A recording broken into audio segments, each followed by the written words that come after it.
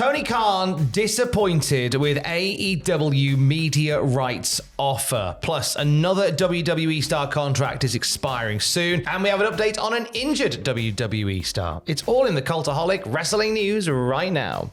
So AEW are currently in very active negotiations with Warner Brothers Discovery to expand AEW's TV. The current TV rights deals are ongoing, negotiations continue, and a story has come out from a very reputable source that suggests that it might not be as plain sailing as we've heard. We should do that first, Tom, because Yes. we put this on social media and everyone was going, who the hell is Matt Bellamy of Puck? So Tom, fill us in. Yes, so this story does come from Matthew Bellamy. He is the former editor of The Hollywood Reporter.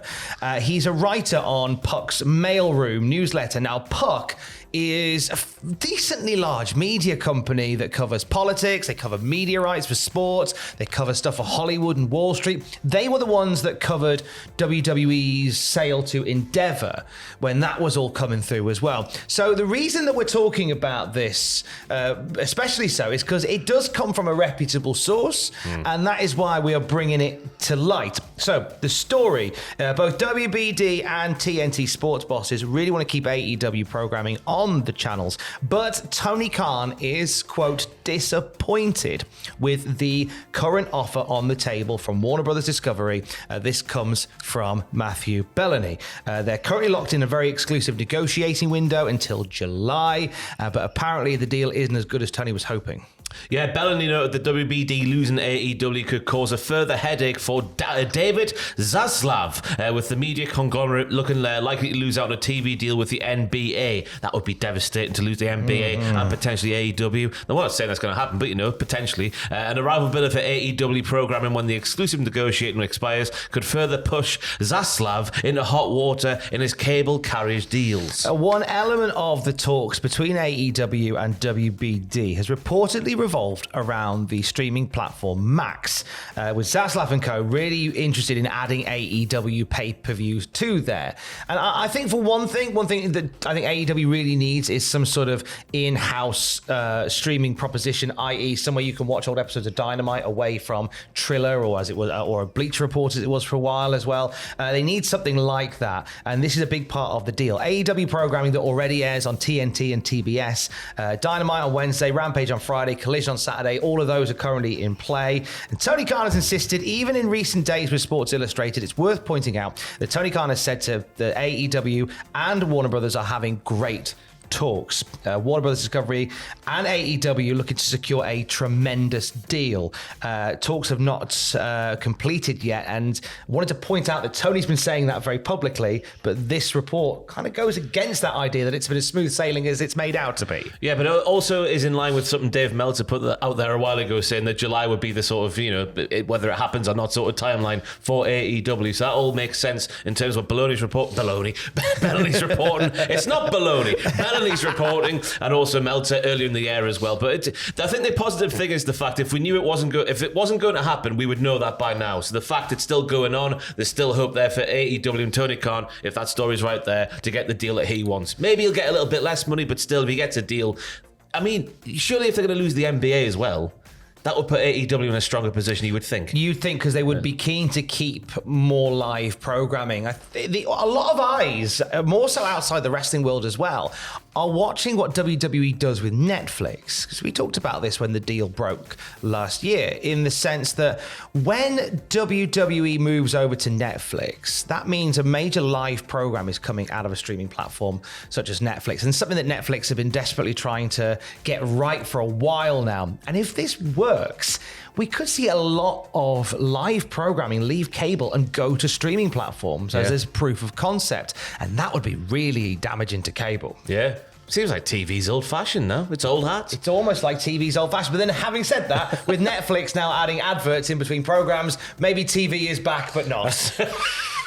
What a tangled web we weave. We're going to keep an eye on this one as well. Cultaholic.com for the latest on it. Now, we talked today about Becky Lynch's current contract situation with a deal.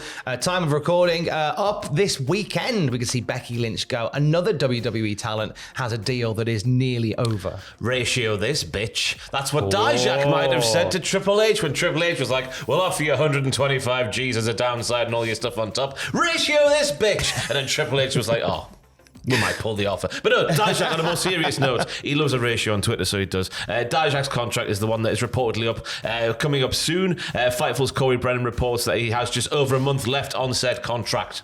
He did. He fought on main event last night. They taped a match before Raw featuring Dijak. There's a lot of desire to see Dijak on WWE Raw. Now, he's been drafted to Raw. He hasn't really got the ball rolling on that yet, to the point where Dijak was briefly trending on Twitter. Yeah. Because people saw that he was doing main event and they're like, put him on Raw. And I see it from WWE's perspective in the sense that if they haven't got a contract ironed out with this guy, it's not like with Becky Lynch, whereby she's such a key player, you couldn't just not utilize her. Yeah. With Dijak, they'll probably wait until a deal is signed, sealed, delivered, and he's theirs, and then they'll start utilising him on TV. Yeah. Or his deal will expire and he'll just go and do whatever he wants to do. Yeah, it's a weird one because Dijak as a character really found his foot in NXT. Got off to a bit of a weird start after the Retribution days, when he was sort of like we used to compare it to like a 7-year-old's vision of a professional wrestler with the coat and the glasses and ooh, justice. But after he got all that bollocks out the way, he had a kinky sex dungeon where he would keep people hostage. For a while there, Joe Gacy was locked in a glass box. This is all stuff that really happened on NXT, and that's why it's the greatest wrestling show on TV today. But once he got that out of the way, his sense of humour and just how he is just really came to the fore in the latter days of his NXT run in the North American title picture, alongside the likes of Obafemi and alongside Big JB. So to see him get this contract signed and then just to get him on TV and then let him show what he can do, because he's got the height of a Braun Strowman, the wrestling ability of a Ricochet. He's got everything as Dijak. Yeah, so, he's got all that and a sex dungeon. And a sex dungeon. If that makes it the main roster, I would be very, very surprised. So excited if that sex dungeon gets on telly. That'd be so good. Imagine Otis in that sex dungeon. Oh, that'd be a dream. Darby Allin looks like he's been in a sex dungeon. Look at the state of his face there. Jeebus. Darby Allin got hung up by his legs during the Double or Nothing match and had thumbtacks thrown into his face. We watched it live, and thank you for joining us for live reactions on Sunday night into Monday morning, into Monday afternoon. We knew as soon as those thumbtacks were thrown in his face that something generally had gone wrong, because he held his face for a long time. Well, it was off the super kick. The Bucks had the Reeboks with the thumbtacks in the soles of them. They both did the super kick, and we both said it looked like thumbtacks penetrated nose. And the fact that Darby was just like that for ages, I try not to block the microphone there. The fact he was like that for ages just made it look like it was a shoot shot. But thankfully, an update from Brian Alvarez. He says that Darby Allin has been dispatched from hospital following his beating at Double or Nothing. He shared that picture on the gram, of course. And as you can see, the nose it's like a little pin cushion.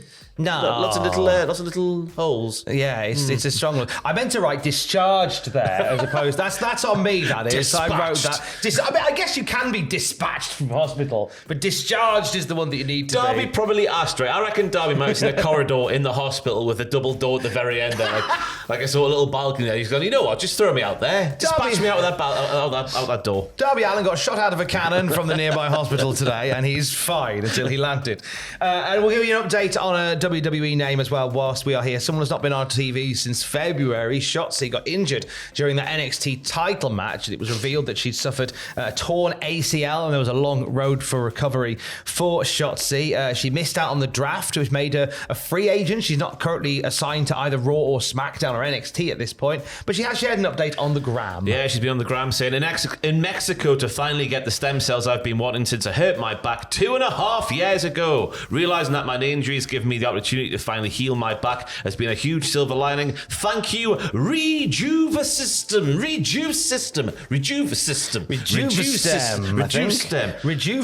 Rejuve Stem. I need new glasses, Tom. Rejuve the system with Rejuve Stem. All right, that's their slogan. Thank you, Universe. I'm forever grateful. Here's to a wrestling pain-free when I come back. Yeah, welcome back soon, Shotzi. Rejuve Stem. They've been working with Rejuve Stem. Rejuve Stem there, Tom. It's not the Reduced kindest stem. of names for a company, but they're doing great work by the looks of things. Matt Cardona's been there recently because he suffered quite an injury setback that he's using stem cell surgery to help with. As is Shotzi. I know Rey Mysterio's done that recently. Kevin Nash is a big stem cell guy. I don't know if it's a reduced stem cell, but it's a stem cell thing all the but the same. stem cells are available, I imagine. John Morrison, I think, has done some stem cell stuff as well. He's doing something to look like youthful in 2024, that's for sure. Maybe we should look into that. Yeah, just get some stem cells on the company card. Send us some stem cells and a self-addressed envelope to Cultaholic Wrestling, Yes. care of somewhere in Newcastle.